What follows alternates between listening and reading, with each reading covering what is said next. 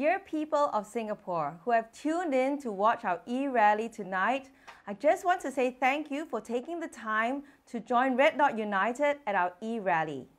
Especially to the residents of Jurong GRC, thank you for the warm welcome that you have been giving us when we've been going to your neighborhoods, and thank you for wanting to get to know us better. I'm Michelle Lee. I'm 43 years old, the mother of 3 children in primary and secondary school. I'm an educator and a counselor by profession, although I do have a background in finance and management consultancy, as well as with the Central Bank of Singapore. I would like to first talk about the elephant in the room, which is, why did we start another political party? Well, firstly, let's understand that when it comes to politics, Singapore is way behind other countries in the developed world. So if we look at other countries, their parliaments have many different parties represented in parliament. New Zealand, Finland, and Denmark have populations similar to Singapore. New Zealand has 5 parties in parliament, Finland 9, and Denmark 10. Israel, which is slightly larger than Singapore at 8.65 million, actually has 40 parties contesting in their elections. So in many mature democracies around the world, it is actually the norm to have different parties, and that is because different parties bring different focuses and bring different perspectives and priorities to the governance of a country. Now, across the parties, there can be good relations and cooperation, so when people talk about opposition unity, that's how it works for other countries, and what we can also consider in the future as the political scene in Singapore matures.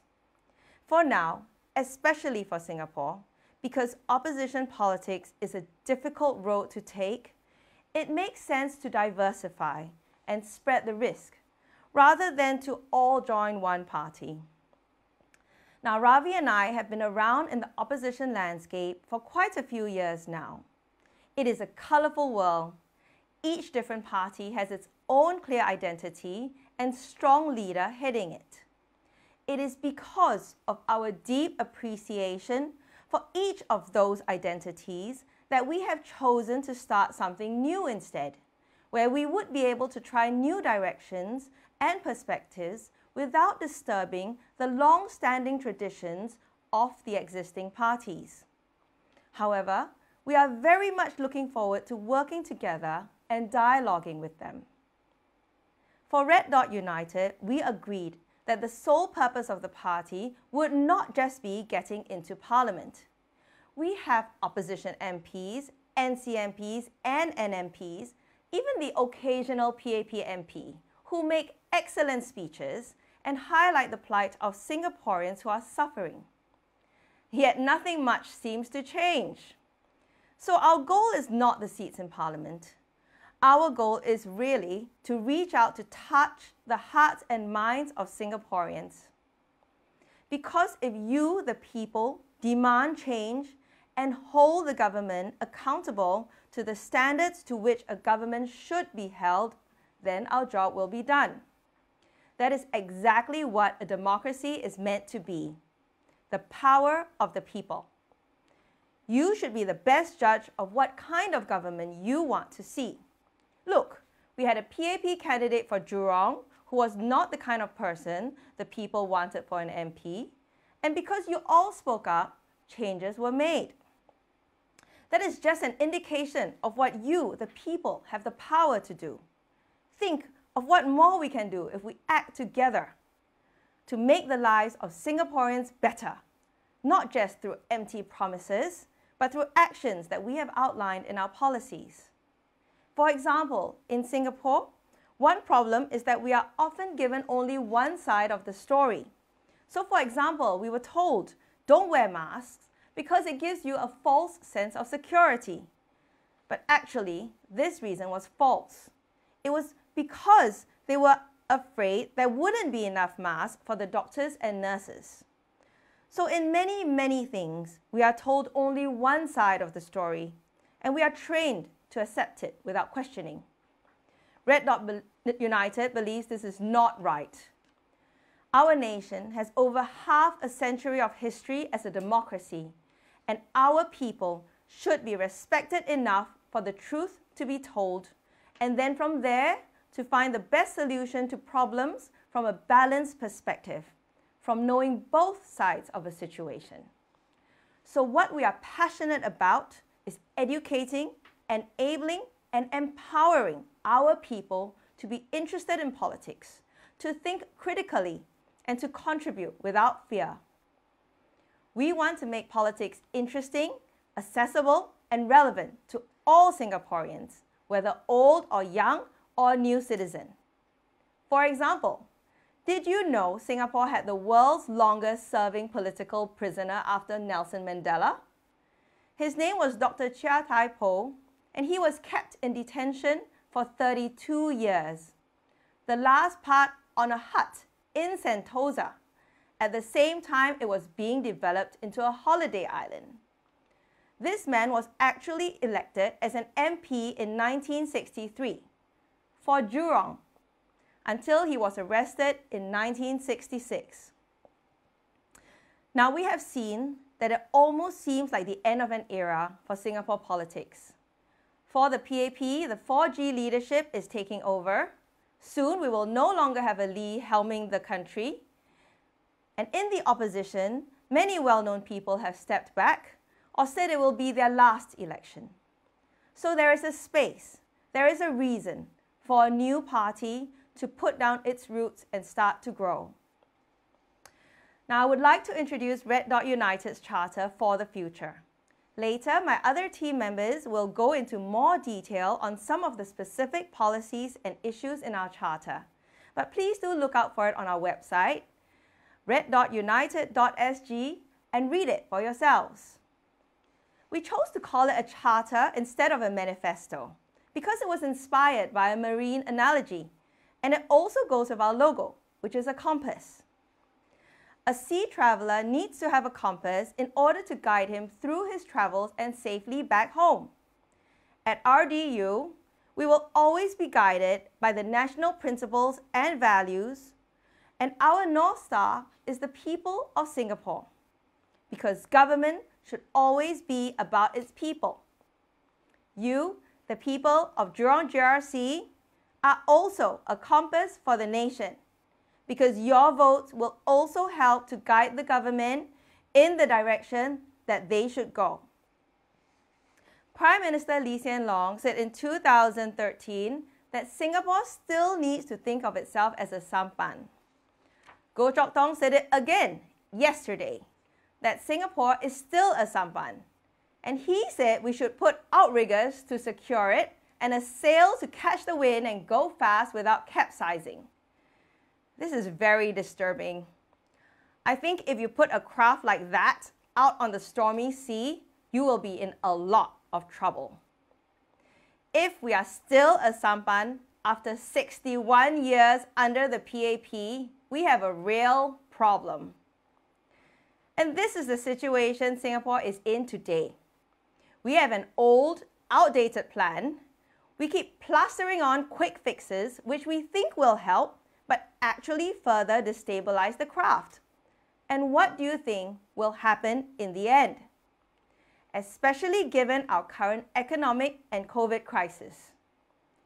PM Lee said in 2013 that his eyes popped out of his head when someone suggested that Singapore can be a cruise ship. He said we would be in trouble if everyone thinks they are on a holiday. That tells you exactly what he thinks of Singaporeans.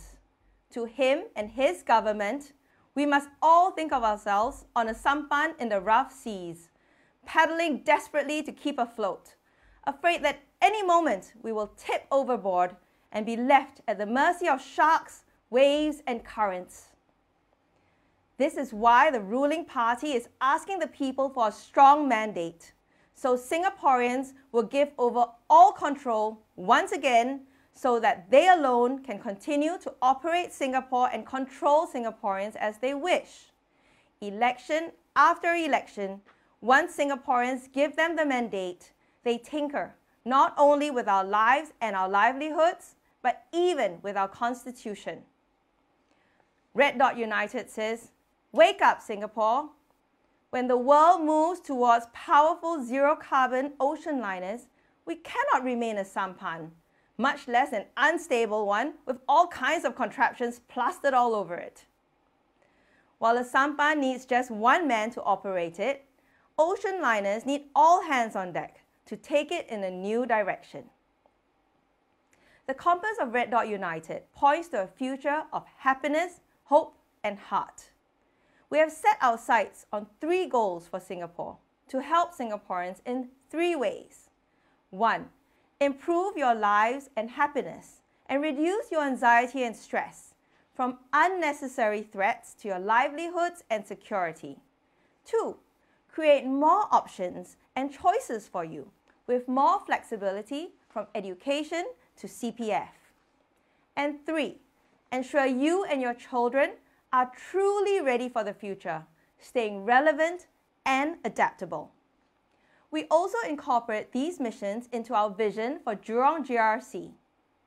To improve the lives of residents and reduce their anxiety, we will care for the disadvantaged and elderly residents of Jurong, contributing 1/3 of our salaries back to a Jurong Residents Fund to provide emergency relief for residents facing acute financial distress. This will contribute over $1 million during a 5-year parliamentary term. We will start a buy one, give one meal program for our impoverished elderly so that they can have a free lunch at their hawker centre each day.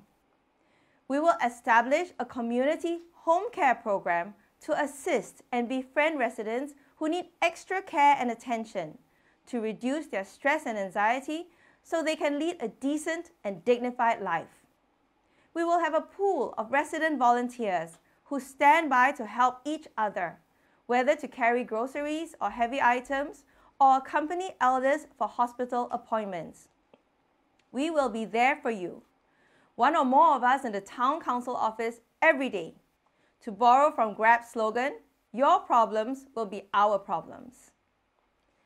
To create more options and choices for the residents, we would like to engage with residents to find out what they would like to see in our town. We will work to design a child-friendly Jurong town after seeking input from designers and children of Jurong themselves. We will develop new spaces for residents to bond and interact with each other.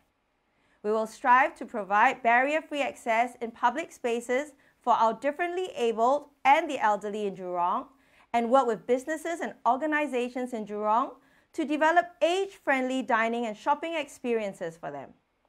We believe that residents should have a voice in issues that affect them and propose 4 sectors where residents can participate in decision-making: the environment, safety, arts, and sports. To ensure we are ready for the future, we would create critical thinking, life skills, culture, and languages training programs for the people and children of Jurong.